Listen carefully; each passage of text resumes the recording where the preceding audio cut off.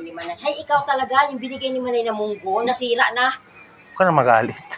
Paano ko bang ito makita? Eh, busy ka naman din. Ay, buang ka. Puntahan mo lang ako doon eh, tawagin mo lang ako eh. Ba't magalit kasi? Ay, siyempre, nasayang.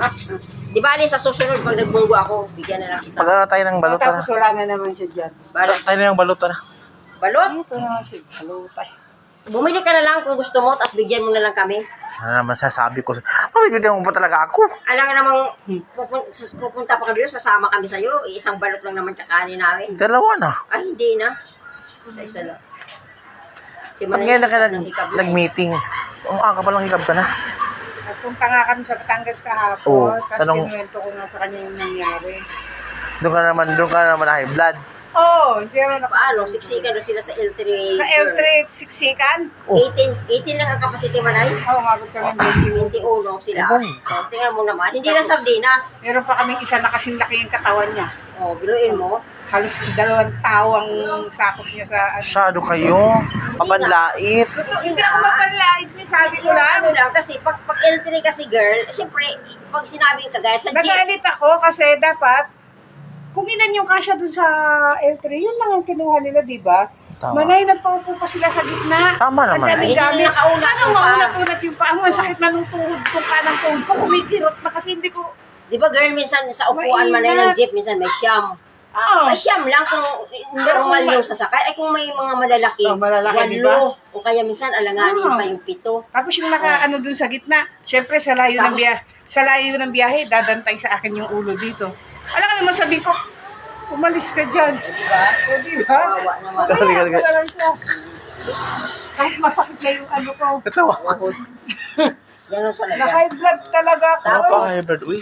Yung minsan, yung upo naman sa jeep, di ba, pag may kasama, kwentuhan ng kwentuhan, walang pakialam. Oo, kahit may natutulog na. Kapag, hindi pa kahit mag nakaupo, wala silang pakialam ng iba naman. Eh ako naman minsan, yung isa talaga malayo, ganyan na siya, oo, ngawit na ngawit, tapos yung quit niya doon, kapiraso na lang talaga. Tapos ako na nagsabi, sabi ko, hindi naman pakiayos. Hindi naman may tsura ng isa na yan, oh.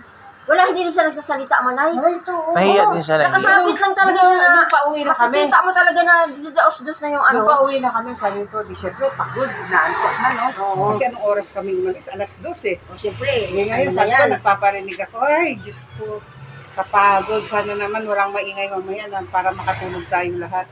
Sustog man na yun, wala siyang pakialam. Bunga nga, may kasama pang putang inang yan. Sino naman kaaway niya? Wala, nagkukwento lang, pero may mura siyang putang ina. May Katabi siya, Manay. Nagkikwentuhan sila.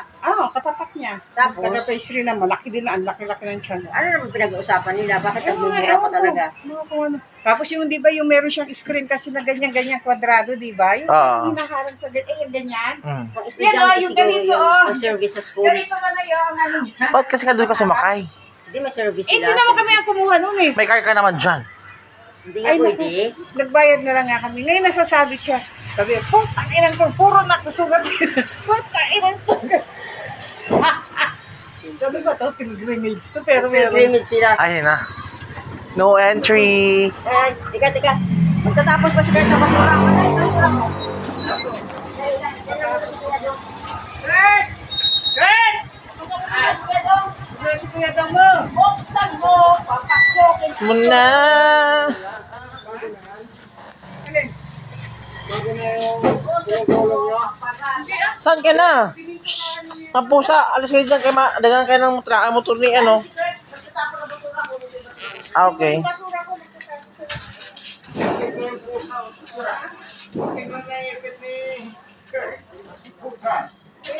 Magnungaw naman yan.